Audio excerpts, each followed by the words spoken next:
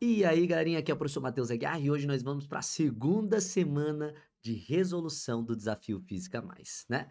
Então, hoje nós vamos dar continuidade, vamos resolver um pouquinho de ótica, né, galerinha? Aqui, ó, vamos resolver aqui umas questõezinhas de ótica na aula de hoje, ótica, 10 questõezinhas de ótica, acho que tá de bom tamanho, né? As questões de ótica recentes aí não foram tão fáceis assim, né? Também não foi nenhum bicho de sete cabeças, dava pra gente desenrolar. Mas a gente vai fazer hoje aqui, ó, questões de 2023 e questões de 2022, beleza? A gente vai arriscar aí as questões das provas dos últimos 2 anos, é isso que a gente vai fazer. E, galerinha, eu tô atrasado aí uma semana porque fiquei sem voz, né? Sem nada de voz, então não consegui dar aula aí, né?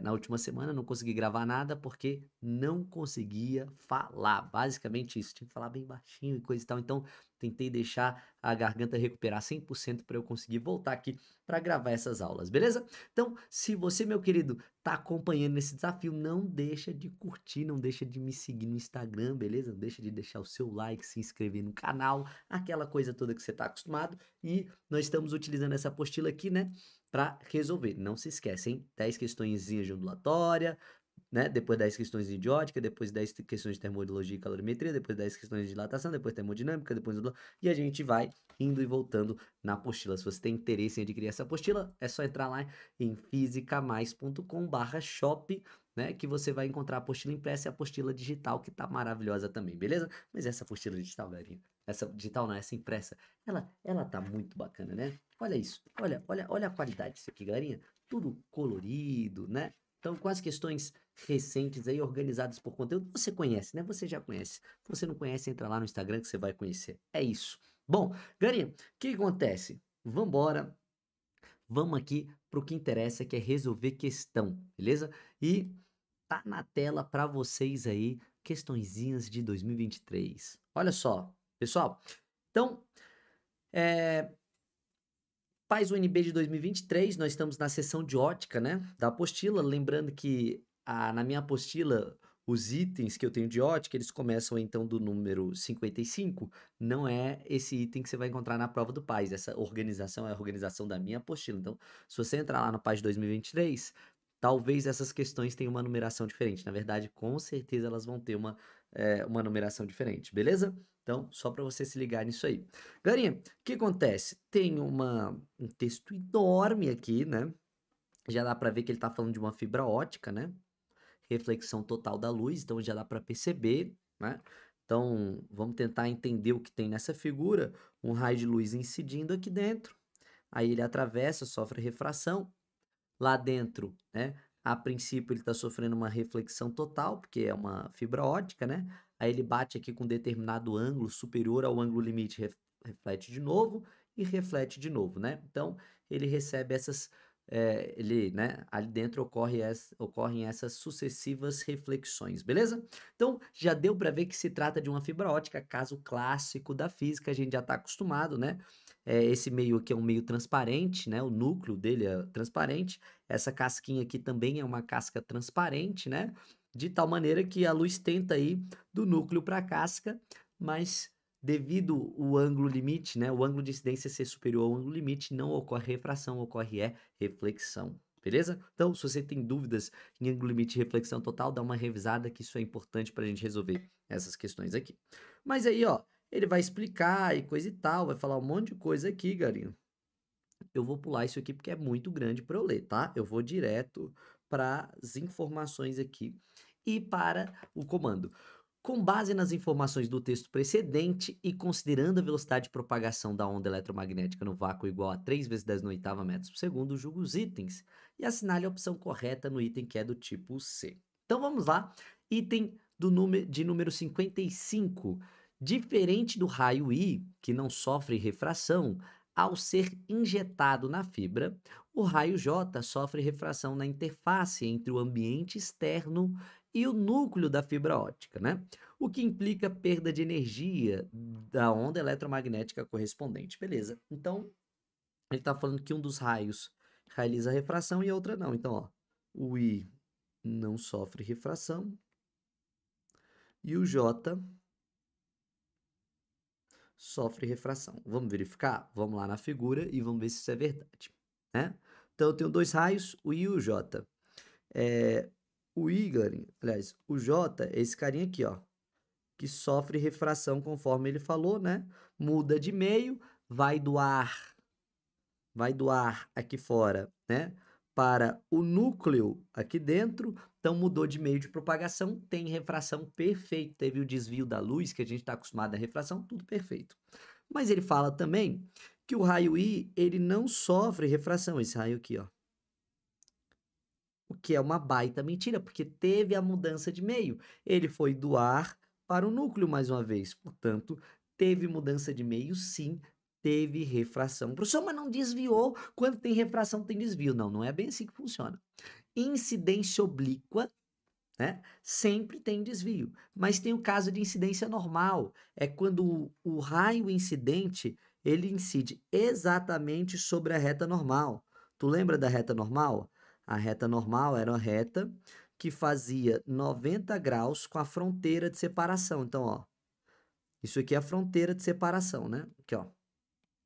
Aqui é a fronteira de separação. Está separando o ar do material do núcleo, não é isso?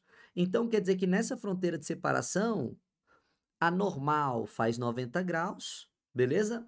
E o que que acontece? Quando o raio incidente incide sobre a normal, incide fazendo 0 graus com a normal, incide paralelamente à normal, aí quando isso aqui acontece, galinha, você não tem desvio mesmo. Então é comum acontecer casos em que, mesmo durante uma refração, não tenha desvio, beleza? Então é possível ter refração sem desvio? É possível. É possível sim. Geralmente tem desvio. Geralmente tem, mas pode acontecer de não ter. É o caso da incidência normal. Show de bola? Então tá bom. Então, esse item tá errado. Item errado. Show? Então tá.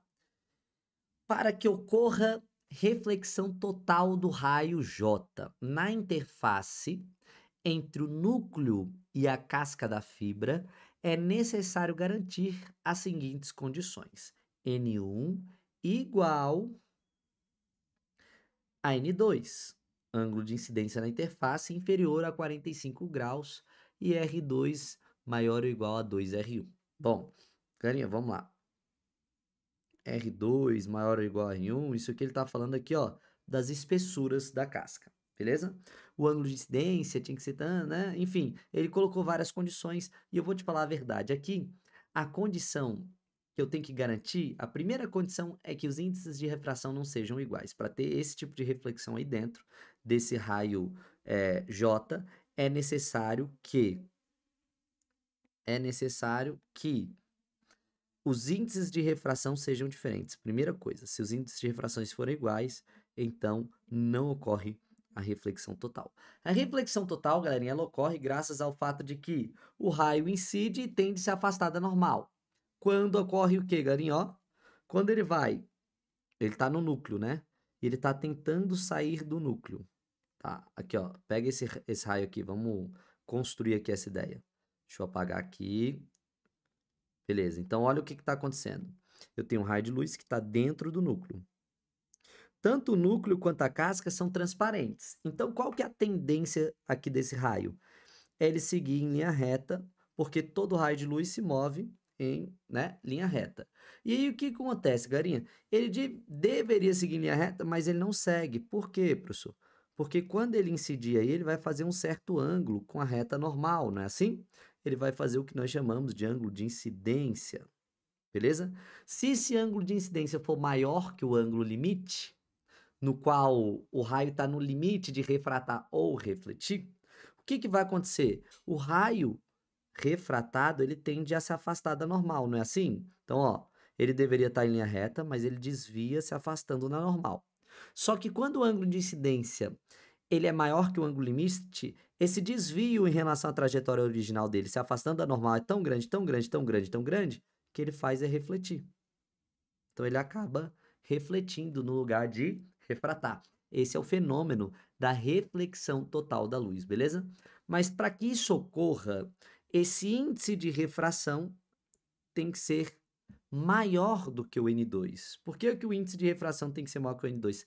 Porque esse afastamento que eu te mostrei da normal, esse afastamento, ó, em relação à normal, a normal é a reta azul. E o raio, ele está na trajetória original aqui, ó. Nessa posição ele está na trajetória original.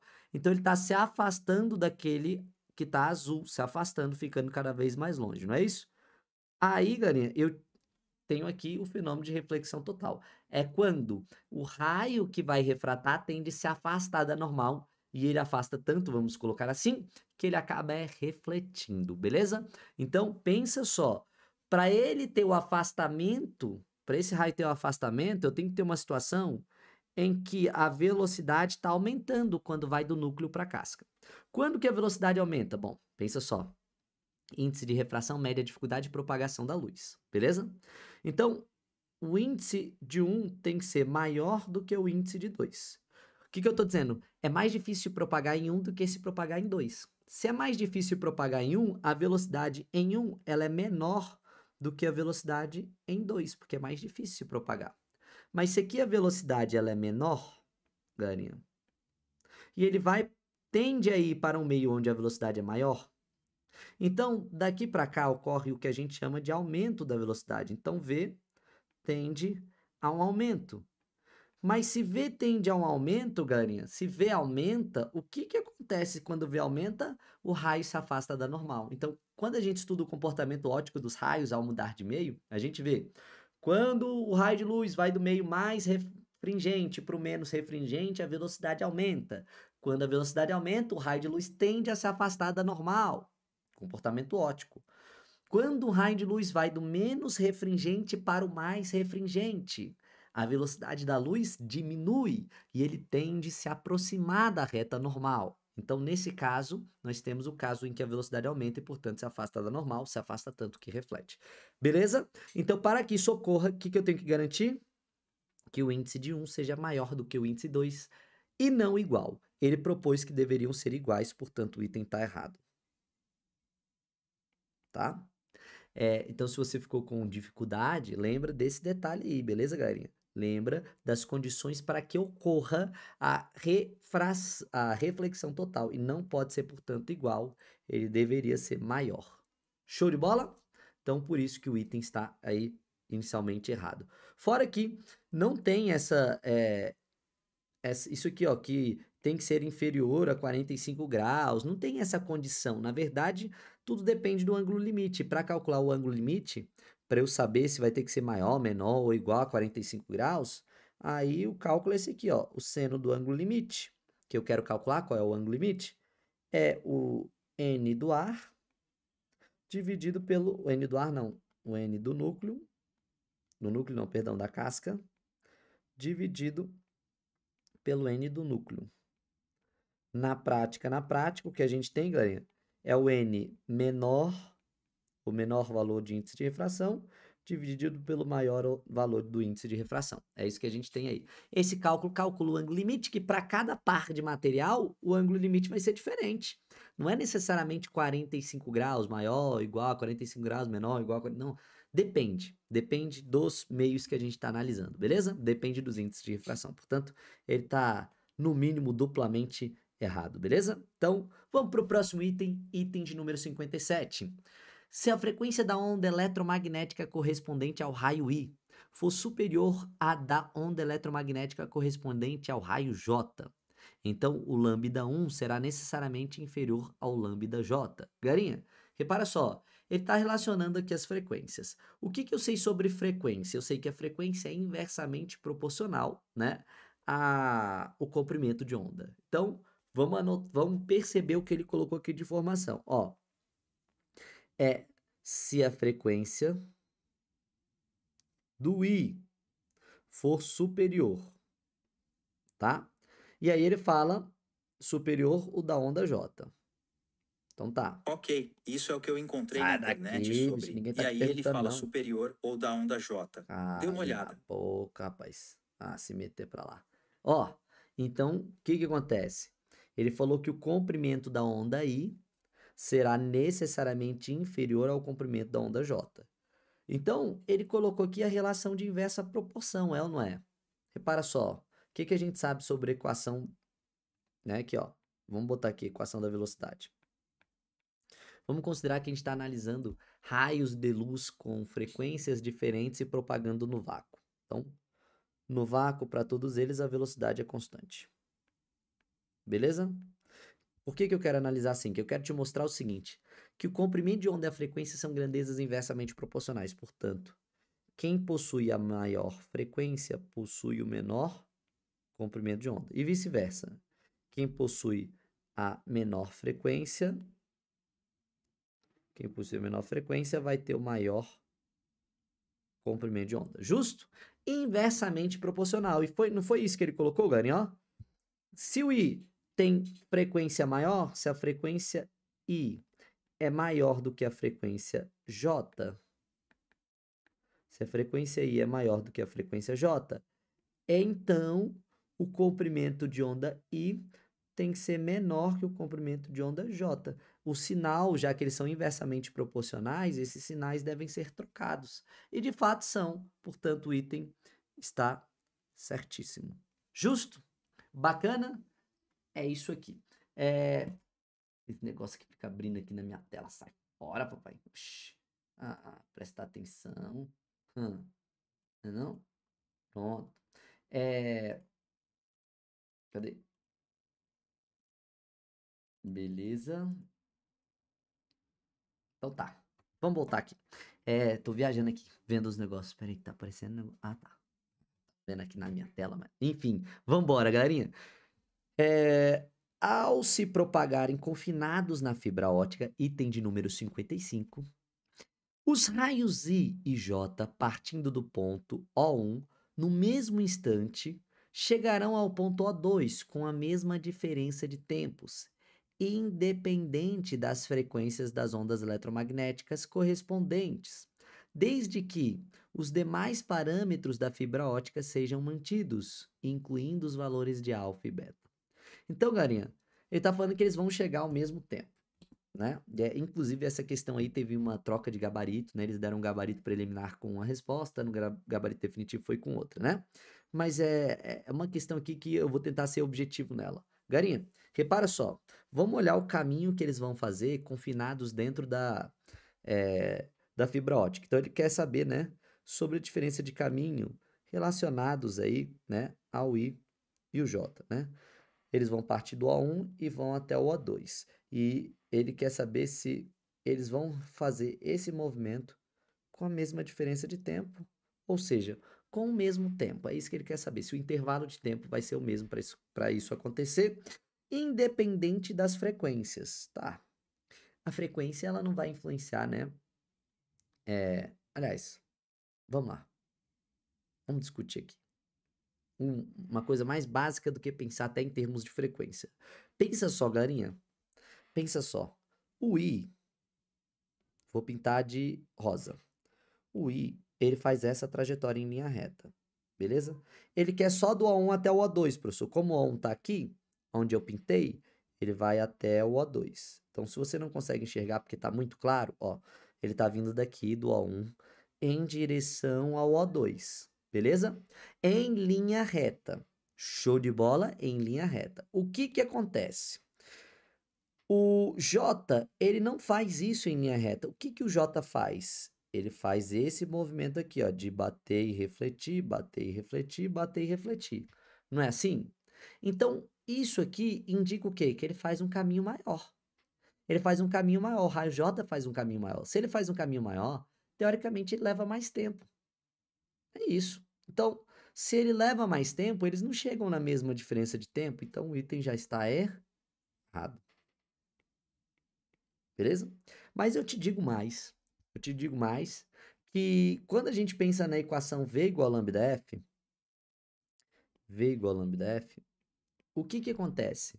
Como cada cor, né? Cada raio, sei lá, pode ter sua própria frequência, cada cor tem sua própria frequência, coisa e tal. Isso impacta na velocidade que a onda pode ter num determinado meio. Então, a onda vermelha no ar tem uma velocidade, a onda azul no ar tem outra velocidade, a onda laranja no ar tem outra velocidade, a onda violeta no ar tem outra velocidade. Ou seja, cada luz, né, cada cor da luz tem sua própria frequência e, portanto, também tem sua própria velocidade, beleza? Isso influencia no quê, professor? No tempo né, de deslocamento que eles vão realizar. Então, quer dizer que é independente das frequências? Não. Porque dependendo da frequência, ele pode ter mais velocidade ou menos velocidade. Então, não é independente da frequência também. Então, a gente achou pelo menos 2 erros aí, tá? Primeiro, por conta da diferença entre os deslocamentos. Um realiza um deslocamento maior do que o outro, logo leva mais tempo. E outra, se as frequências forem diferentes, ele também vai levar tempos diferentes. Portanto, esse item aí está duplamente errado, beleza? Seria basicamente isso. Ah, mesmo que mantendo os parâmetros, os demais parâmetros sejam mantidos? Mesmo que seja. A gente acabou de, né, discutir uma ideia bem simples para chegar numa conclusão em que isso está errado, né? Então, item de número 59. O item de número 59 diz o seguinte: como N1 é maior que N2, que é maior que N0, aumentando-se o ângulo alfa de 0 até 90 graus a partir de determinado valor, o raio J não sofrerá reflexão total na interface entre o núcleo e a casca da fibra, independente dos valores R1 e R2. Então, olha só, galerinha. Ele falou considerando que N1 é maior que N2, que é maior que N0. Então, tá. Então, N1 é maior que N2. Que é maior que N0, que deve ser o, né? Aqui, ó, o ar. Então, o que ele está perguntando aqui, galerinha? Ó, se isso acontecer, se a gente for aumentando o ângulo alfa de 0 até 90 graus, se a gente for variando aquele ângulo, vai chegar um valor que o raio J ele não vai sofrer reflexão total na interface. Sim, é verdade, né? Nem sempre ocorre reflexão total. Para ocorrer reflexão total, o ângulo de incidência tem que ser maior que o ângulo limite. Foi o que eu falei aqui, ó, né? Então, esse aqui é o ângulo limite para que ocorra, né, a reflexão total, e só vai ter reflexão se o ângulo de incidência, o ângulo que a luz faz quando bate na interface, for maior do que o ângulo limite. Só nessa situação aqui é que eu vou ter a reflexão total. Tem que satisfazer isso aqui, beleza? E o que ele está propondo, galerinha? Ele está propondo que se a gente for brincando com esse ângulo alfa aqui, indo de 0 até 90 graus, né? Então, 0 seria quando o raio está aqui, ó, em ciminha, né? Tá paralelo à reta normal. Aí eu vou aumentando esse ângulo aqui, ó, até 90 graus. Vai chegar um determinado ângulo em que não vai ocorrer reflexão? Sim, galerinha. Porque se a gente alterar, galerinha, ó, esse ângulo alfa aqui, eu vou acabar alterando o ângulo de incidência ali, ó. E se eu altero o ângulo de incidência, eu implico, né, no fato de que a luz está refletindo e que ela pode até deixar de refletir, pode simplesmente refratar. A luz, como a casca é um meio transparente, assim como o núcleo, né, como se fosse indo do vidro para o ar, né, essa situação é como se estivesse indo do vidro para o ar, é a mesma coisa, tá? O que está acontecendo? Dois meios transparentes, a luz tende a refratar. É o mais comum. Em determinadas situações ela pode refletir, mas ela só reflete se o ângulo de incidência for maior que o ângulo limite. Então pode sim, eu alterar o valor de alfa, isso vai fazer com que o ângulo de incidência altere e pode não ocorrer reflexão total da luz? Pode, né? Pode simplesmente ocorrer uma refração normal. Portanto, esse item está certíssimo, tá? O raio não sofrerá, a partir de determinado valor, o raio não sofrerá reflexão total. É isso aí. Por isso que, inclusive, o técnico que vai instalar a fibra ótica na tua casa, né? Fibra ótica lá que você vai ligar no seu roteador, o cara que vai conectar isso lá, garinha, ele tem que ter cuidado para não dobrar demais, né? Aquela fibra ótica, principalmente em ângulos mais agudos, porque, primeiro, que ela é frágil, ela pode quebrar a fibra ótica com uma certa facilidade, né? E outra, porque se você dobrar ela demais, o que vai acontecer? Pode ser que você altere o ângulo de incidência e ela deixe, né, de realizar a reflexão total. E a luz não vai viajar pelo cabo, né, refletindo em cima e embaixo, refletindo em cima e embaixo. Não vai mais fazer isso. Ela simplesmente vai refratar, vai tentar refratar. Parte da luz eletromagnética, então, vai se perder nesse processo e a gente vai perder qualidade de informação. Ou seja, item certíssimo, não é para qualquer ângulo que a gente vai ter reflexão total. Então, a partir de determinado ângulo, realmente não vai ter. Justo?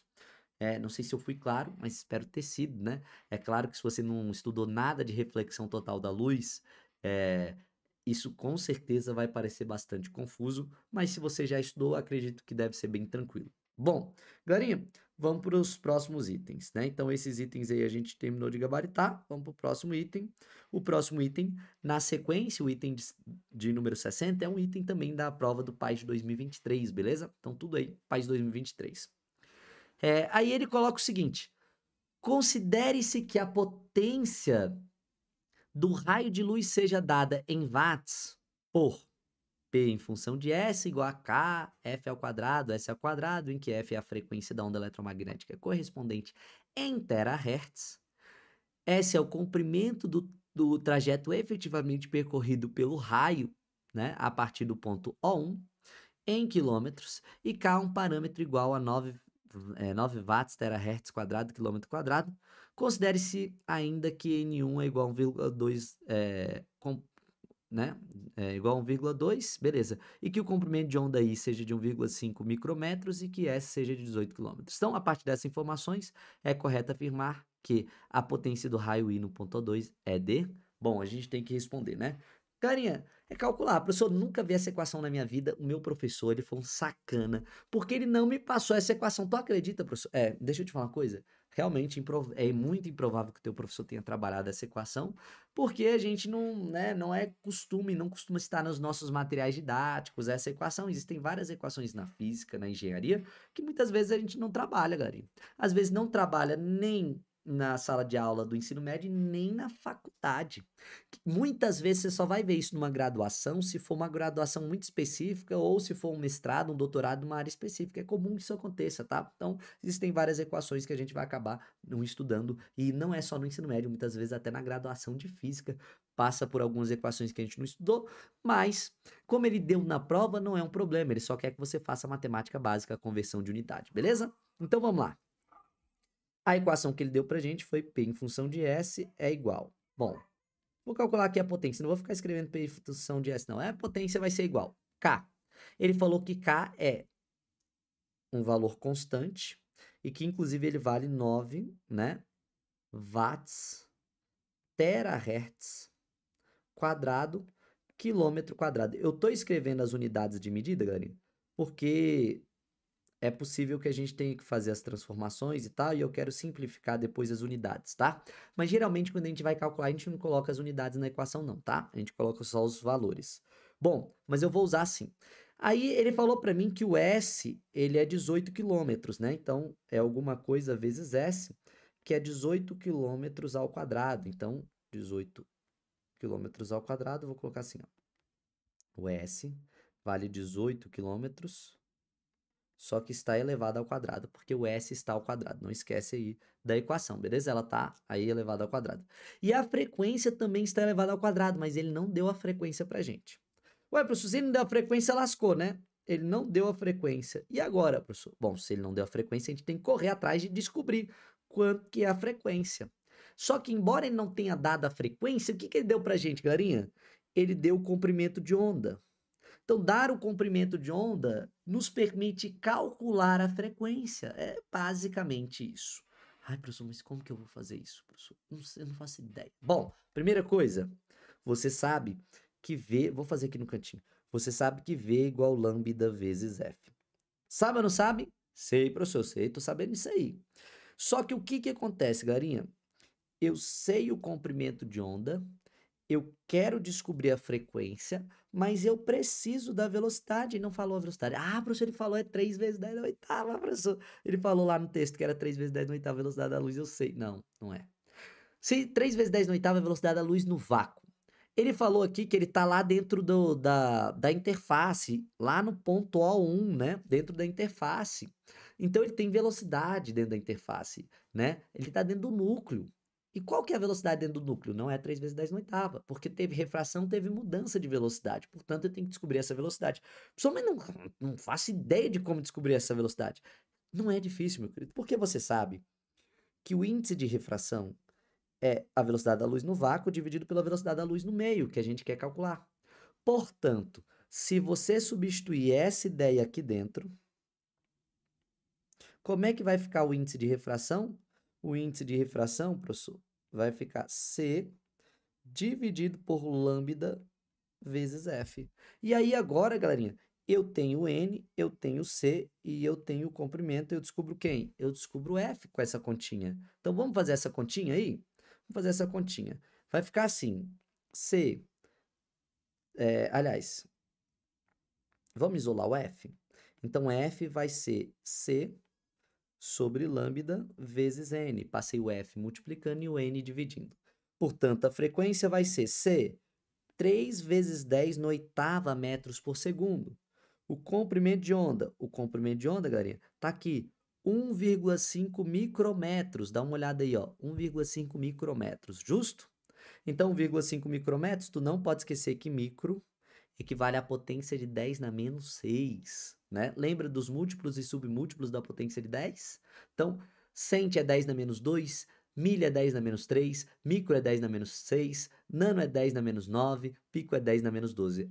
Professor, tem que saber tudo isso de cabeça? Cara, é bom saber pelo menos cent, milha e micro. Pelo menos esse, tá? Muitas vezes o nano é interessante, mas esses são os principais, cent, milha e micro, que a gente usa muito. Tá, então, professor, você está me dizendo que esse micro que aparece ali, né, ele equivale a uma potência de 10 na menos 6. Isso mesmo, equivale a uma potência de 10 na menos 6, então a gente vai ter que usar isso na nossa equação, ok? Então, galerinha, o comprimento de onda é 1,5 vezes 10 na menos 6, que é o micro, beleza? Micro. O índice de refração, ele falou pra gente que vale 1,2, né? Então, o índice de refração N1 vale 1,2, está escrito aqui, ó. Índice de refração N1 vale 1,2. Então, agora é só fazer essa brincadeirinha. Repara só que 3 dividido por 1,5 é 2, não é isso? E aí, o que que a gente vai ter que fazer? A gente vai ter que fazer 2 dividido por 1,2, né? 2 dividido por 1,2 é o que a gente vai ter que fazer aí para descobrir, tá? Deixa eu ver aqui, isso mesmo, 2 dividido por 1,2, se você quiser transformar isso em fração, talvez seja melhor. Então, vamos tentar ver aqui, no que a gente chega aqui. Vai ficar assim, ó, 3, 1,5, então 2 vezes, né? Embaixo aqui ficou 1,2. O que eu vou fazer aqui? No lugar de 1,2, eu posso colocar 12, e no lugar de colocar 2, posso colocar 20? Eu multipliquei por 10 em cima e embaixo. Então, multipliquei por 10 e multipliquei por 10. E aí, eu não alterei em nada, não foi? Por que isso, professor? Porque aí, talvez, a gente possa dividir aí, ó, em cima e embaixo por 2. Se eu dividir em cima e embaixo por 2, vai ficar 10 e 6. 10 e 6 dá para dividir por 2 de novo. Se eu dividir por 2, vai ficar 5 e 3, né? Então, vai ficar basicamente 5 terços, não é isso? Então, se você dividir aí, em cima e embaixo, eu dividi por 3 e depois dividi por... Então, divide por 5 logo, né? Perdão, por 5 nada. Divide por 4. Divide por 4 em cima e embaixo, beleza? Tá, mas antes de continuar essa simplificação, o que a gente tem aqui? A gente tem divisão de potência. Divisão de potência de mesma base, galera. O que eu tenho que fazer na divisão de potência de mesma base, pessoal? Eu tenho que conservar a base 10 e subtrair os expoentes. Mas repara que os meus expoentes são menos 6 e 8. Então, se eu subtrair esses dois expoentes, vai ficar bem assim, ó. Vai ficar 8 menos 6. Subtrair os expoentes. Só que o 8 menos 6, galera, o que é 8 menos 6? É 8 mais 6. E 8 mais 6 é igual a 14. Portanto, aqui é 10 elevado a 14. Então, ficou 5 terços vezes 10 elevado a 14. Justo? Eu vou deixar em forma de fração isso aqui. Isso aqui está em hertz. Se você quiser transformar para terahertz, galerinha, o tera é 10 na 12. Repara só. Quilo é 10 na terceira, mega é 10 na sexta, giga é 10 na nona e tera é 10 na 12. Se você lembrar dos múltiplos e submúltiplos da potência de 10, vai valer a pena. Então, o que eu tenho que fazer, galerinha? Ó, eu tenho que transformar isso aqui em 12. Para eu transformar isso em 12, eu tenho que pegar a vírgula que está aqui, ó, depois do zero e andar, né, 2 casas, né? É basicamente andar 2 casas para a direita, porque quando eu ando para a direita, eu subtraio no expoente. Então, se eu andar 2 casas para a direita, vai ficar 500, né? 500,0. Só que aí, como eu andei 2 casas para a direita, eu subtraio 2 no expoente, vai ficar 10 na 12, dividido por 3. E agora isso aqui está em hertz. Só que repara, galerinha, esse 10 na 12 aqui, a gente chama de tera, tá? T de tera. É do terahertz, professor, do terawatts, é esse mesmo. Portanto, galerinha, ficou assim, ó, 500 terços terahertz. E, professor, por que que tu colocou em terahertz aí mesmo? Coloquei em terahertz, galerinha. Por quê? Porque aí, lá em cima, não sei se tu viu, aqui tinha um terahertz também, ó. Aqui também tinha um terahertz. Então, eu quero simplificar com esse terahertz aqui, ó. Quero simplificar com ele aí, beleza? Então, por isso que eu deixei em terahertz. Então, peraí. A frequência, professor, está elevada ao quadrado. Está elevada ao quadrado. E eu vou jogar ela aqui. Só que a frequência deu 500, né? A frequência que eu calculei aqui deu 500 terahertz. Só que tu tem que elevar ao quadrado, porque a frequência na equação está elevada ao quadrado. Tu não pode esquecer disso, beleza? Então, 500 terços, tá? Não esquece, 500 terços. Como é que vai ficar essa brincadeira aí, professor? Vamos resolver, vamos continuar. A potência vai ser igual. Bom, posso copiar toda essa parte aqui, ó. Posso copiar tudo isso aqui de novo, tá? Eu vou até duplicar ele aqui embaixo, ó. E vamos desenvolver o que a gente tem aí embaixo, né? Vamos desenvolver mais. Como é que vai ficar aí, galerinha? Ó, primeira coisa, 500 ao quadrado, 5 ao quadrado é 25. Mas como era 500 vezes 500, eu adiciono os 2 zeros de cada 500. Portanto, 25.000. Terahertz ao quadrado é terahertz quadrado. E 3 ao quadrado é 9. Justo? Então, eu já estou vendo que algumas simplificações vão ocorrer aí. Por exemplo, esse terahertz quadrado cancela com esse terahertz quadrado. Outra coisa que vai acontecer, galerinha, é que esse 18 aí vai estar elevado ao quadrado também. 18 ao quadrado é 324. Então, vezes 324. Quilômetro ao quadrado é quilômetro quadrado. Ou seja, vai simplificar quilômetro quadrado com quilômetro quadrado. O que que sobrou? Sobrou só o watt. E ele não quer resposta em watt? Quer, professor, mas ele quer em microwatt. Então, depois a gente vai trabalhar esse microwatt aí, beleza? Então, vamos lá. A potência aqui, portanto, ficou como, galerinha? Repara só, galerinha. Eu tenho uma divisão de fração, conserva a primeira, multiplica pelo inverso da segunda e coisa e tal. Mas, ó, antes de fazer isso, eu acho que é melhor a gente tentar simplificar o 9 e o 324. Quanto que é 324 dividido por 9, galerinha? Se a gente fizer 324 dividido por 9, a gente vai encontrar 36. Então, isso aqui vai ser igual a 36. Então, vou reescrever. Vai ficar 25.000. Opa, perdão. Vai ficar alguma coisa, né, aqui em cima, que a gente não mexeu. Vou duplicar. Como já simplificou, vou apagar, né? Então, ó, isso aqui já simplificou, ele não existe mais, né? O que eu tenho agora é o 9 watts. Aí lá embaixo, galerinha, o que que eu tenho? Bom, lá embaixo eu tenho 25.000, que eu não mexi, né? Não mexi. 250.000 no caso, foi mal. Tem nada de 25.000, 250.000. E o 324 que virou 36. Só que repara, galerinha, que é possível eu simplificar o 9 com 36. Aqui vai ficar 1, né? E 36, se eu dividir por 9, vai ficar 4. Beleza? Como é que isso aqui vai ficar, professor? Bom, potência vai ser igual a... Aí, vamos lá. 1 em cima, né? 1 em cima. 4 vezes 250.000, galera. 4 vezes 250.000, bom, vai dar, né, 1 milhão. É isso? Faz 250 vezes 4, galera. Se você fizer 250 vezes 4, vai dar 1.000, não vai? Aí 1.000 com mais 3 zeros vai dar 1 milhão. Show de bola? Então, deu 1 sobre 1 milhão. Só que 1 sobre 1 milhão, eu poderia reescrever, meus queridos. Eu poderia reescrever como? Eu poderia reescrever assim, ó. 1 1 sobre 10 elevado a 6. Só que o que é 1 sobre 10 elevado a 6? É a mesma coisa que, se está embaixo positivo o expoente, eu posso passar lá para cima negativo. 10 na menos 6.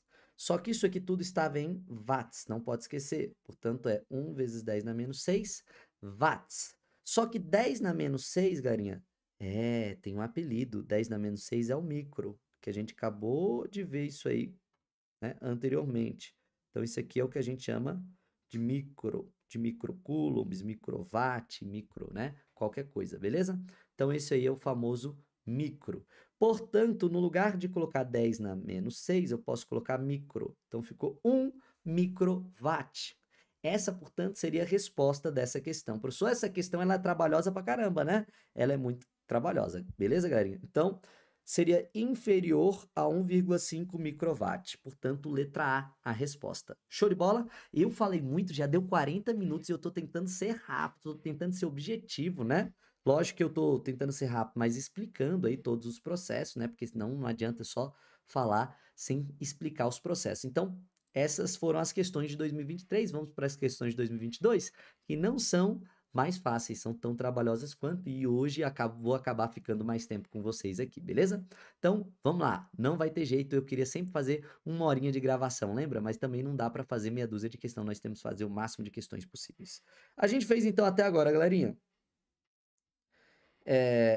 Quais questões que a gente fez aqui? A gente fez a 55, a 56, a 57, a 58, a 59. Então, 1, 2, 3, 4, 5, 6, né? 6 questõezinhas. Vamos para o próximo rol de questões. PAS 2 de 2022. Então, vamos embora. Mais uma questão que dá um texto muito grande, dá as imagens e a gente tem que tentar interpretar. Bom, só de bater o olho nessa imagem, galerinha, eu imagino que você deve se lembrar aí de lâminas de faces paralelas. Bater o olho aí, lâminas de faces paralelas. Tem uma equaçãozinha que descreve, né, o desvio lateral, né, que ocorre, né, ao refratar, nessa refração aí na interface, enfim. No final das contas, eu quero que você saiba que isso é refração da luz. E bater o olho aí, lembra aí de lâminas de faces paralelas, beleza? Tem a espessura da lâmina e coisa e tal, e ele vai dar algumas informações, né? Ele tá falando aí, ó, o comprimento de onda pro vermelho, né? Ele deve provavelmente falar o valor de NV, né? Deixa eu só dar uma conferida aqui. Se ele fala o valor de NV, porque aí não tá aparecendo, né? No meu texto não tá aparecendo o valor de NV. Mas, não, ele não fala o valor de NV. Ele só fala que está incidindo, né, numa região de índice de refração NV. Mas ele não fala o valor, não. É isso mesmo, tá certinho. Beleza. Aí ele dá um monte de informação explicando o que está acontecendo lá. Mas eu, mais uma vez, vou direto para os itens. Porque, garinha, não vou ficar perdendo tempo lendo uma coisa que muitas vezes eu consigo responder só vendo o comando da questão e, né, os itens. Se você achar que é necessário voltar na questão, você volta, porque muitas vezes é. Se não for, eu sigo em frente e vamos embora. Então, olha só. A relação entre o alfa e o teta é que teta é igual a alfa sobre 2. Então, vamos procurar o alfa e o teta. Sou alfa e teta. Ah, está aqui, ó. Alfa e teta.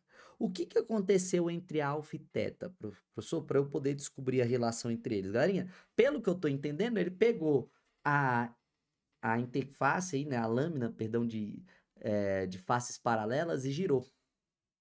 Girou a lâmina de faces paralelas. Isso fez com que, né, o raio incidente ele estava numa direção, ele foi mantido na mesma direção, tá? Salvo melhor juízo, tá aí nas informações isso, né, dizendo que ele foi mantido nessa direção e que a única coisa que aconteceu foi, né, a inclinação dessa lâmina. Então, quando eu inclino a lâmina, o que eu faço? Eu faço esse alfa diminuir para um valor θ. E aí eu quero saber qual é a relação, portanto, entre alfa e θ. Justo? Bom, para fazer isso, a gente vai ter que fazer muito mais matemática do que física, você tem que saber muito mais, né? No final das contas, essas relações geométricas aí. Bom, mas eu trouxe uma figurinha para tentar elucidar aí, né? Essa questão de uma forma mais visual. Garim, então tá aí, ó. Essa aqui, a primeira, é a lâmina que não foi rotacionada, e a segunda é a lâmina que foi rotacionada, beleza? Então a gente tem as duas figuras aí. O que que eu vou fazer, galerinha? Eu vou juntar essas duas lâminas aqui. Eu vou juntar essas duas lâminas de tal maneira que eu quero que você lembre o seguinte, que olha só, não houve mudança na direção do raio incidente, lembra? Por isso que eu conectei elas assim, para manter a direção do raio incidente, porque ele continuou na mesma direção. A única coisa que aconteceu é que a lâmina é que sofreu, né, a inclinação. Então, o raio incidente permaneceu na mesma direção. Como é que eu vou relacionar, professor? Meu Deus do céu, como é que eu vou relacionar isso? Eu não faço a mínima ideia. Galerinha, não é difícil. Ó, vamos pensar aqui. Vamos tentar encontrar um triângulo aqui, ó. Se eu esticar essa reta aqui, normal. Se eu esticar, se eu prolongar, vamos colocar aqui, ó. Se eu prolongar esse raio refratado aqui, ó, para cá, você concorda que eu consigo encontrar esse triângulo aí embaixo? Consigo encontrar esse triângulozinho aí. Esse triângulozinho aí é um triângulo retângulo e é muito bom trabalhar com triângulo retângulo porque é mais fácil de trabalhar, né? Então, a gente vai tentar utilizar esse triângulo aí. De tal maneira que eu quero que você perceba o seguinte. Aqui ele realizou um ângulo de incidência, aí aqui ele refratou, tem um ângulo de refração, justo? Mas o que que a gente sabe? A gente sabe que esses dois ângulos aqui, eles são iguais, né? Que ângulo de incidência é igual ao ângulo de reflexão, né? Então, esses dois ângulos aqui, portanto, eles são iguais. No lugar de chamar de incidência, refração, como eu estou trabalhando muito mais com uma ideia geométrica, né? Então, eu vou colocar assim, ó, vou chamar de ângulo X, portanto, ângulo X, porque ângulo de incidência tem que ser ângulo de igual ao ângulo de reflexão, né? E outra, se aqui é alfa e aqui é alfa, se aqui é x, aqui tem que ser x, beleza? Utilizando, né, um pouquinho dos nossos conhecimentos de geometria aí básica, beleza? Trigonometria também. O que acontece, galerinha? Outra coisa que vai ocorrer é que ele vai refratar com um ângulo y. Show de bola? Então ele refrata com um ângulo y, que eu não sei qual é. Mas o que que eu posso verificar, galerinha? É que se aqui... Vamos colocar aqui, ó. Se aqui for um ângulo... deixa eu pensar aqui. Esse ângulo aqui e esse aqui eu consigo relacionar eles com a facilidade? Talvez não. Talvez relacionar esses dois ângulos não seja a melhor opção. Mas dá para ver o seguinte. Vamos dar um zoom aqui. Vamos dar um zoom. Você tá vendo que essa reta aqui é a mesma? Você tá vendo que essa reta aqui está sendo cortada por uma outra reta N? Então, repara só. Vou pintar elas aqui. Essa reta e essa reta, né, se encontram e elas fazem entre si um ângulo X. Não fazem um ângulo X? Se elas fazem um ângulo X de um lado, do outro lado também tem que ser X. Porque eles são opostos pelo vértice, não é isso? Então, esse ângulozinho aqui é exatamente igual a esse ângulozinho aqui. Ai, que bonita matemática maravilhosa na minha vida, professor. Pois é. Então, quer dizer que esse ângulo ali é o ângulo X. E se eu olhar aqui para baixo, peraí, se eu olhar aqui para baixo, se aqui for Y, um outro ângulo, aqui também tem que ser Y, porque ângulo de reflexão é igual ao ângulo de incidência, portanto eles são iguais, né? Se aqui é θ e aqui é Y, isso aqui dá 90 graus, então se aqui for θ e aqui é 90 graus, aqui só pode ser Y, né? Pouquinho de conhecimento de matemática não faz mal a ninguém, beleza?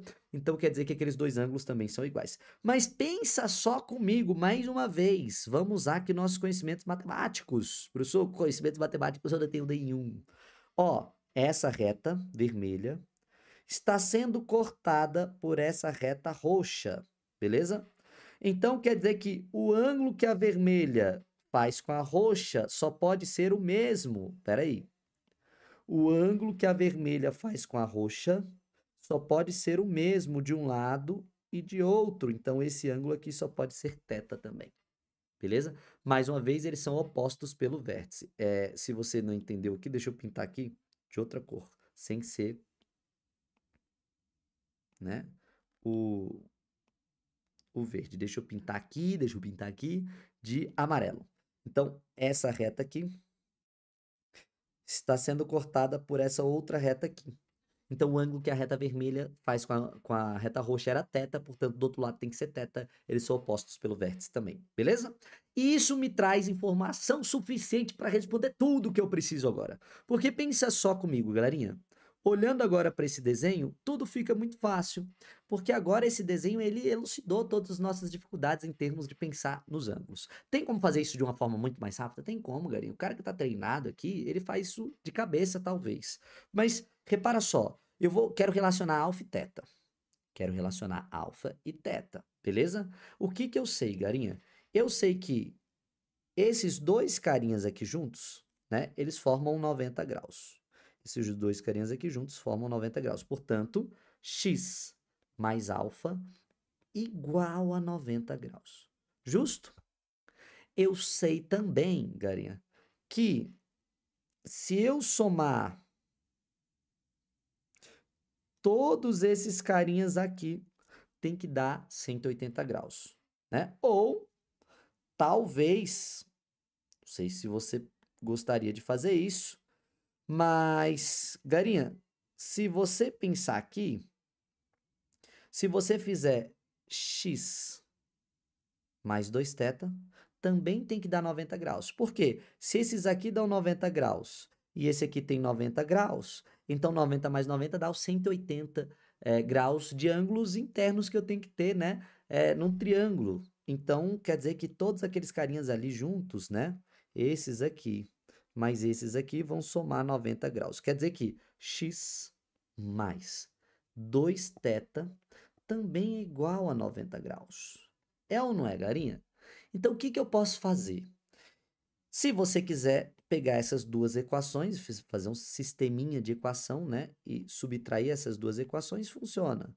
O método da substituição funciona, né? Do jeito que você quiser, galinha. Meu querido, x menos x, zero, galerinha. Aí, né? X menos x dá zero. Aí eu vou fazer menos alfa menos 2θ, né? Estou subtraindo eles, é igual a 90 menos 90, que é zero.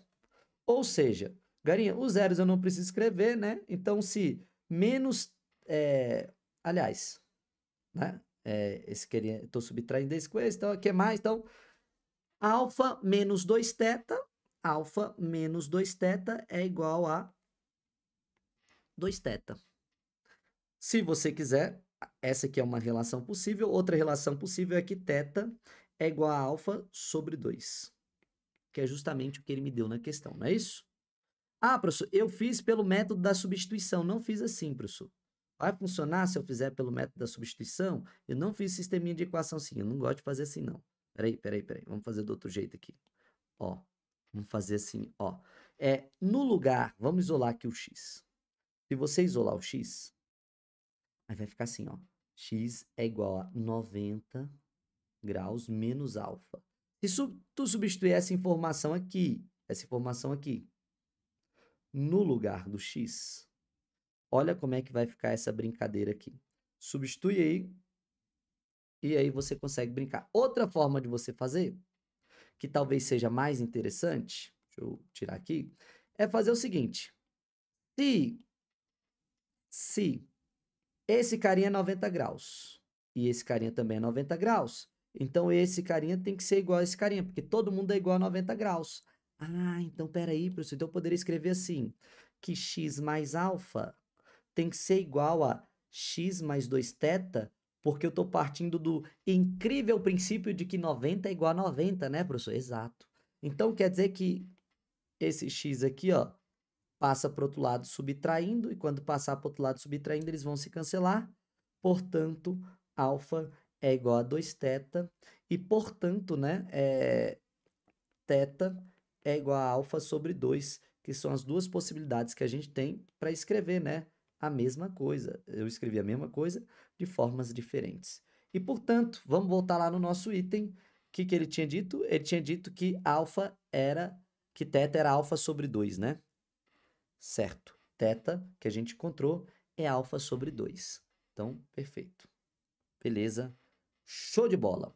Garinha, professor, mas é muito difícil, não ia ter tempo para pensar nisso tudo. Cara, se você tá muito treinado na parte da matemática, você conseguiria encontrar isso de uma forma muito rápida, tá? Talvez até mais rápido que eu mostrei aqui. Talvez bem mais rápido que eu mostrei aqui, que eu fiquei discutindo e tal, né? Enfim, dava para fazer rapidamente. Mas vamos para a próxima.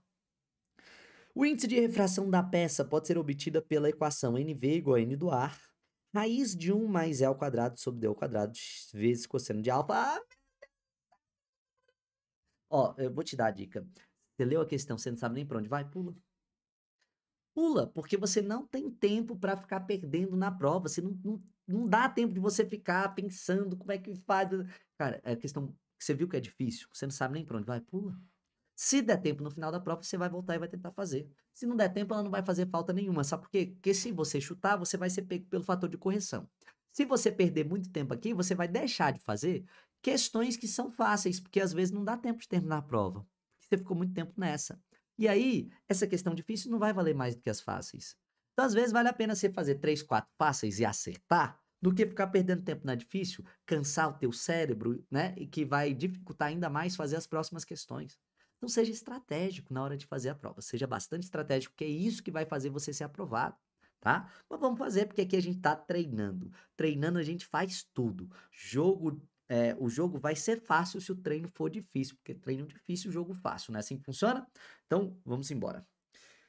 Mais uma vez, eu vou trazer aqui, né, uma outra ilustração para vocês lembrarem aí, garinha, daquele conteúdo de lâminas de faces paralelas, tá? Ó, então, lâmina de faces paralelas, eu tenho uma lâmina com uma certa espessura, o raio, né, ele incide na lâmina, refrata sofrendo um desvio, depois refrata de novo para o ar, né, sofrendo outro desvio. O que eu quero que você perceba? É que não existe desvio angular nas lâminas de faces paralelas. Isso quer dizer o seguinte, se ele incidiu com o I, ele vai sair com o ângulo I também. Por quê? Porque ele saiu do ar e ele voltou para o ar. Então, com a mesma inclinação que ele se propagava, na mesma direção em que ele se propagava, ele continua se propagando. Então, essa inclinação desse raio é exatamente igual à inclinação desse raio aqui, tá? Não tem desvio angular, beleza? Eu quero que você perceba que tem né, um desvio, mas que não é angular, é um desvio lateral, né? Porque, ó, o raio devia seguir em linha reta, ele devia estar nessa direção aqui, tá vendo, ó? Ele devia.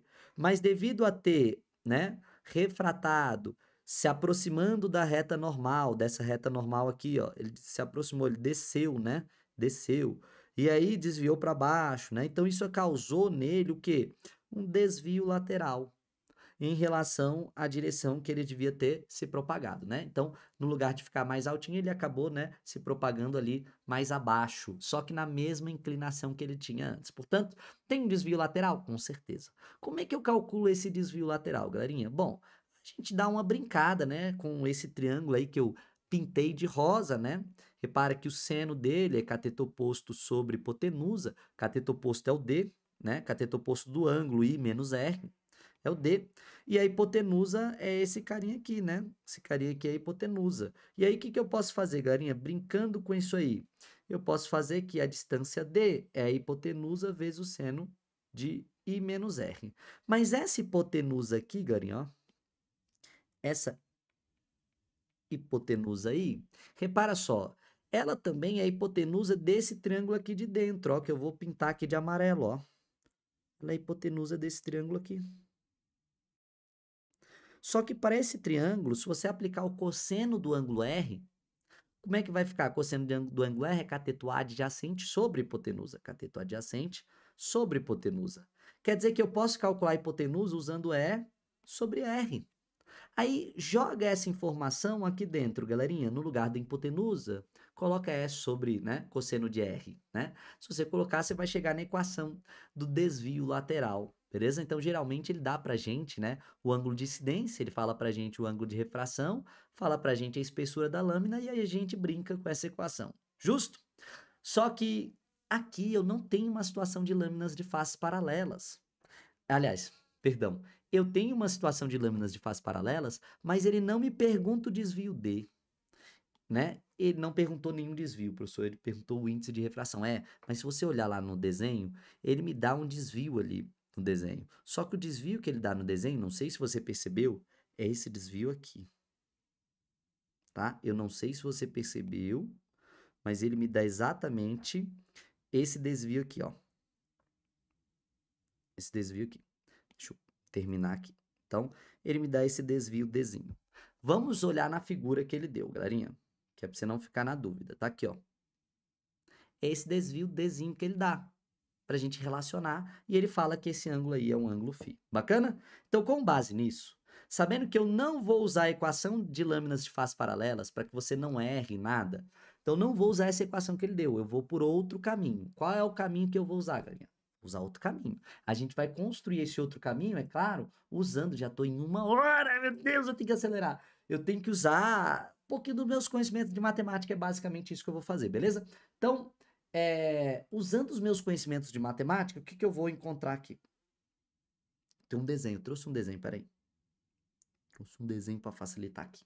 Esse desenho aqui tá bom, ótimo. Dá pra gente trabalhar com esse desenho aqui.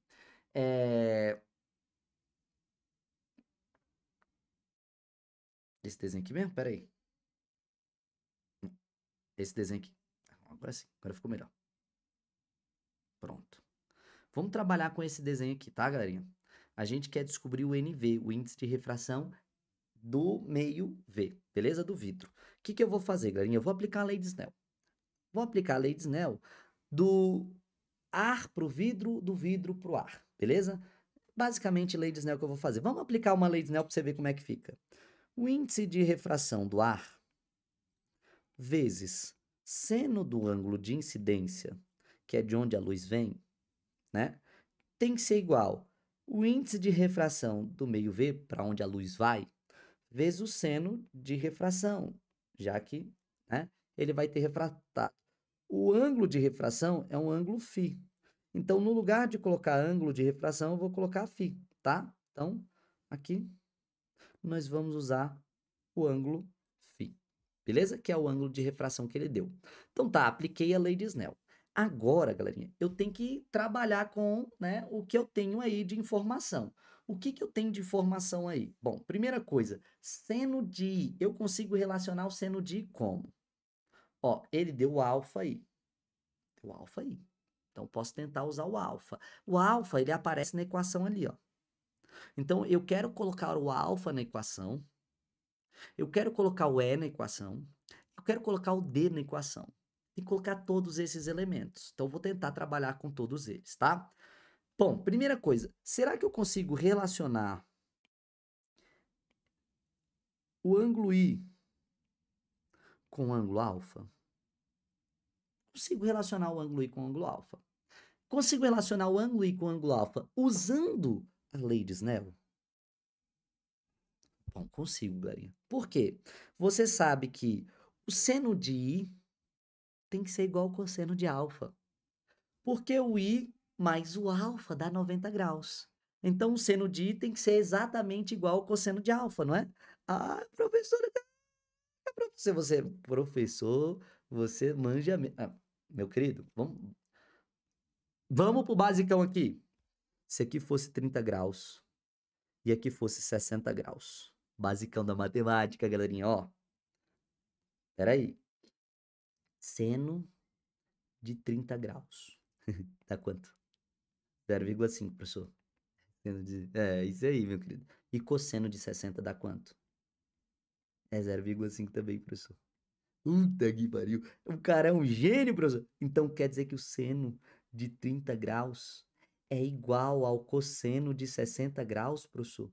Mas isto é genial, professor. Isso é genial demais. Pois é. E aí, o que eu quero que você perceba? Se seno de 30 é igual ao cosseno de 60, então seno de E é igual ao cosseno de alfa. Ah, professor, então no lugar de usar seno de I, eu vou usar cosseno de alfa. Perfeito. É isso que você vai fazer. Agora, vamos pensar em outra relação matemática que eu posso tentar usar. Não aparece o φ na equação. Eu tirei o I já. Vou usar cosseno de alfa. Não vou usar mais o ângulo I. Vou usar mais seno de I. Lá não aparece seno de φ. Então, eu tenho que tirar o seno de φ da jogada. Tá, então o seno de φ, professor, para eu tirar esse cidadão aqui da jogada, bom, eu tenho um triângulo retângulo aí. Eu tenho um triângulo retângulo bem aqui, ó, galerinha. Tá vendo? Esse triângulo retângulo, vamos desenhar esse triângulo retângulo maior? Então, desenhei esse triângulo retângulo. A altura desse triângulo retângulo é a espessura E. A base desse triângulo aqui é o D, né? Aí aqui eu tenho a hipotenusa, né? E eu tenho aqui o ângulo φ. Beleza. Garinha, para eu tirar o φ, relacionando com seno, o seno é cateto oposto sobre a hipotenusa. Né? Então, posso usar cateto oposto sobre hipotenusa. Então, quer dizer que uma possibilidade é reescrever o seno de φ como sendo cateto oposto sobre hipotenusa. Quem é o cateto oposto, galerinha? O cateto oposto, né? Vamos escrever aqui seno de φ. Cateto oposto é o D. É oposto ao ângulo φ. E quem que é a hipotenusa? Bom, a hipotenusa é esse carinha aí. Só que, professor, não aparece hipotenusa lá na equação. Não aparece, é verdade, não aparece. Então tem que tirar a hipotenusa dessa jogada aí. Ah, mas peraí, professor. No lugar de usar a hipotenusa, se eu jogar um Pitágoras aqui, se eu jogar um Pitágoras para descobrir a hipotenusa, bom, é uma possibilidade que muitas vezes vale a pena tentar. Se eu fizer aí, galinha, o cálculo da hipotenusa, a hipotenusa ao quadrado, ela tem que ser igual a um cateto ao quadrado mais o outro cateto ao quadrado. É ou não é? Ah, professor, então talvez no lugar de usar a hipotenusa aí, né, eu possa usar esse aí, né, professor? Essa relação matemática você encontrou sim, você deve usar, porque lá na equação ele botou o D e botou o E. Então vai ficar D sobre, né, D ao quadrado mais a espessura ao quadrado. Aí agora vai ficar bonito, por quê? Porque eu tenho todos os elementos que ele relacionou lá. E eu não tenho o seno de nem o seno de φ que não tinha na equação. Então, vamos continuar a brincadeira. N do ar, portanto, vai ser, né, vezes cosseno de alfa vai ser igual a NV vezes, no lugar de usar seno de φ, nós vamos usar D, que é o cateto oposto, sobre a hipotenusa. Só que a hipotenusa a gente calculou, deu D ao quadrado mais E ao quadrado. Justo? Só que ele pediu para a gente, não foi essa igualdade, ele pediu para a gente calcular o NV. Então, para calcular o NV, eu vou passar esse carinha aqui que está dividindo, multiplicando, e o D, que está multiplicando, dividindo. Então, vai ficar assim, N do ar, cosseno de alfa, aí, vezes D ao quadrado, mais E ao quadrado, dividido por D. Isso aqui é o NV. Justo? Então, ficou assim, galerinha, ó. A brincadeira ficou assim. Bom, aí eu vou tentar, né, manipular um pouco mais a minha equação. Uma das coisas que eu posso fazer, brincando com essa relação matemática, né, teu professor esqueceu de uma coisa.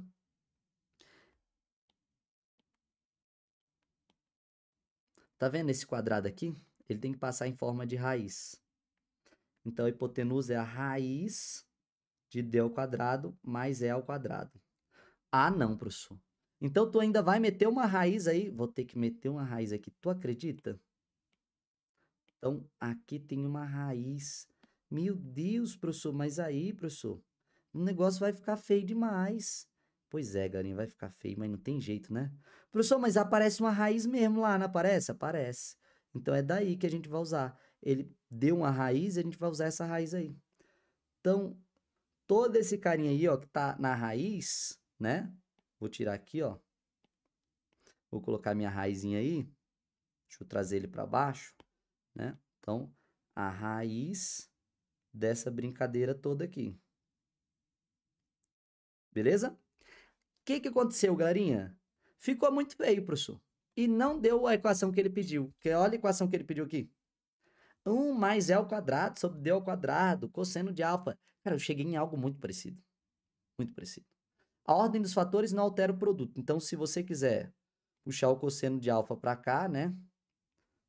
fazer o seguinte, ó, joga esse aqui pro meio, tá? E aí tu joga esse aqui pra cá, né? Deixa eu pegar esse pedacinho de nada aqui, ó, que era esse remendo aqui, né? Agora ficou bom. Tá parecido, professor, tá? Eu vou pegar esse D e vou colocar dentro da raiz. Professor, como é que você vai fazer isso? É só elevar ao quadrado. Porque o que é a raiz de D ao quadrado? É D. Ah, professor, então se eu quiser colocar dentro da raiz, é só elevar ele ao quadrado, né? É. Então eu vou fazer isso. Eu vou reescrever tudo isso aqui, galinha, ó. Já vou dar até um duplicar aqui para eu não perder tempo. Já vou reescrever tudo isso aqui, só que eu vou aumentar a minha raiz, tá? Eu vou aumentar minha raiz. Vou fazer aqui, ó, só que tá ao quadrado. Então, o que que eu fiz, garinha? Elevei ao quadrado. Ah, professor, agora o negócio tá ficando bonito, tá? E o que que você sabe, garinha? Eu posso reescrever esse, ó, d ao quadrado mais e ao quadrado sobre d ao quadrado. Eu posso reescrever assim, ó. Não sei se tu sabe, mas eu posso escrever d ao quadrado sobre d ao quadrado mais e ao quadrado sobre d ao quadrado. Porque se tu escrever assim, o que que acontece? D ao quadrado simplifica com d ao quadrado e fica 1. Ah, professor, aí o negócio ficou bonito, porque aí a gente vai chegar exatamente na relação matemática que ele deu, não é? Então aquele item estava certo. Pois é. Professor, mas deixa eu te falar uma coisa, eu não ia conseguir fazer isso durante a prova nunca. Eu com certeza, professor, eu ia acabar perdendo muito tempo. Pois é, galinha. Então, se você verificou que você vai perder muito tempo, realmente, talvez não vale a pena ali, né? Você perder tempo ali, arrocha logo e vai pulando a questão, vai fazendo outras questões. Se der tempo, você volta. Se der tempo, você volta, beleza? Então, galinha, ó, a relação que eu cheguei foi que NV vezes é igual, né, a n do ar vezes a raiz de 1 mais e ao quadrado sobre d ao quadrado vezes cosseno de alfa. Foi justamente o que ele me deu aí no item, não é? Exatamente igual. Portanto, esse item está certíssimo, beleza? É aqui, ó. Esse item está certíssimo. Esse aqui a gente tinha verificado também que estava certo, beleza? Então, professor, foi muito tempo para responder essa questão. Olha, leva um tempinho mesmo. Durante a prova você não teria esse tempo, né? E talvez esse raciocínio não seja tão fácil para qualquer um, a não ser que você esteja bastante treinado com álgebra. Aí talvez você consiga chegar nesse resultado de uma forma, né, rápida, beleza? Então fiz aí, né? Se você não entendeu, inclusive eu tenho a resolução dessa prova aqui, né, que eu fiz com calma e coisa e tal. Se quiser assistir lá, pode assistir, beleza? Ficou com alguma dúvida? Procura lá Paz de 2022 que eu resolvi já essa prova no YouTube aqui no meu canal. Justo? 63, garinha. O item 63, ele diz o seguinte: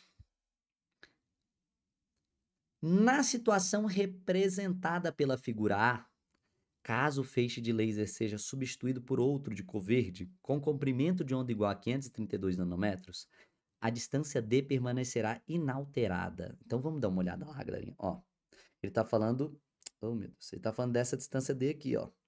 Essa distância D vai permanecer inalterada se ele trocar a frequência do raio aqui, ó, que está incidindo. Bom, repara só. A frequência aqui é do vermelho, 635. Ele quer alterar para 532, não é isso? 500 e pouquinho? Enfim, galinha, se ele altera a frequência, o que que eu sei? Eu sei que o índice de refração depende da frequência. E quanto maior a frequência, maior o índice de refração. Beleza? Se o índice de refração é maior, isso implica em um desvio maior, tá?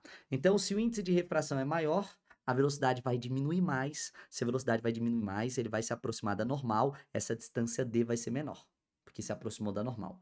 Agora, se o índice de refração, se a frequência é menor, igual ele propõe, frequência menor indica índice de refração menor. Índice de refração menor desvia menos. Se ele desvia menos, então aquela distância D acaba sendo maior, porque ele acabou desviando menos em relação ao normal. Então, ó, aqui seria a trajetória, a direção da trajetória original, e aí ele pode desviar dessa trajetória, né? Se aproximando da normal muito, aproximando muito, ou aproximando menos, ou aproximando menos. O quanto ele vai se aproximar da normal, tudo vai depender do quê?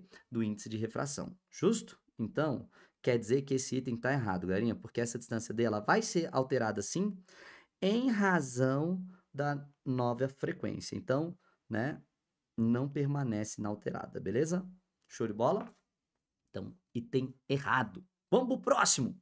Item de número 64. Na situação ilustrada pela figura B, a relação angular entre o raio transmitido e o raio incidente é que beta é θ sobre 1,5. Algo Então, deu errado. Tente novamente. cala a boca, rapaz. Os dispositivos aqui, for o celular, o tablet, eu falo e eles me ouvem. Eu vou desativar esse negócio aí que tá chato. Tá me interrompendo. Garinha, então, vamos lá. Ele quer saber a relação angular entre beta e θ. Vamos voltar. Entre beta e θ. Aqui. Ele quer saber essa relação angular aqui. Ó. Entre beta e θ. Tem como eu relacionar esses ângulos aí, pessoal? Tem como relacionar esses ângulos aí. É difícil? Não é difícil, não. A gente consegue fazer com uma certa facilidade. Mas eu já te adianto o seguinte, galerinha. Eu passei um slide aqui, lâminas de faces paralelas, em que eu disse que não ocorre desvio angular. Se não ocorre desvio angular, eu sei te dizer que θ e beta só podem ser exatamente iguais, beleza? Então, θ e beta, eles são iguais. Logo, não tem uma relação angular que θ é 1,5 de beta, que beta é 1,5 ou sobre, não importa. Não tem essa relação, eles são iguais. Então, o item está errado, tá? Mas a gente pode provar que eles são iguais, não tem problema, nós podemos fazer isso. Mas já vou responder aqui que esse item está errado. Beta tem que ser exatamente igual a θ. Beleza? Beta tem que ser igual a θ. Por que beta tem que ser igual a θ? Volta lá para lâminas de faces paralelas. Aqui, ó.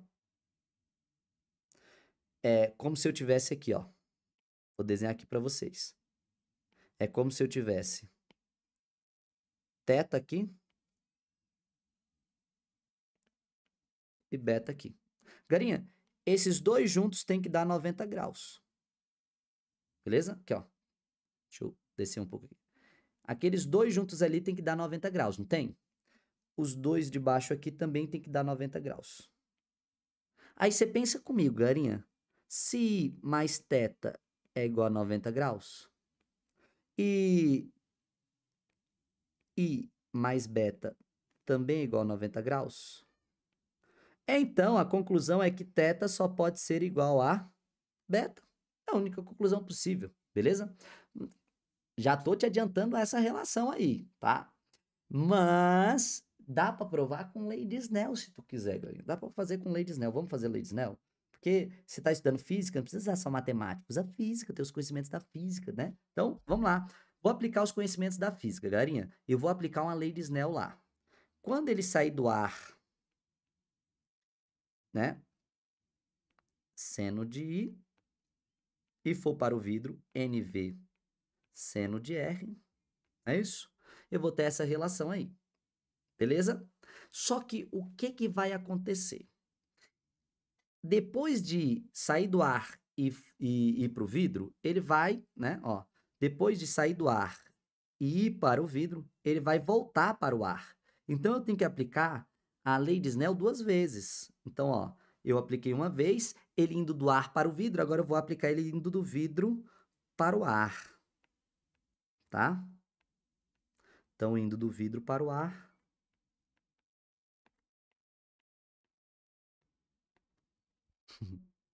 É ou não é?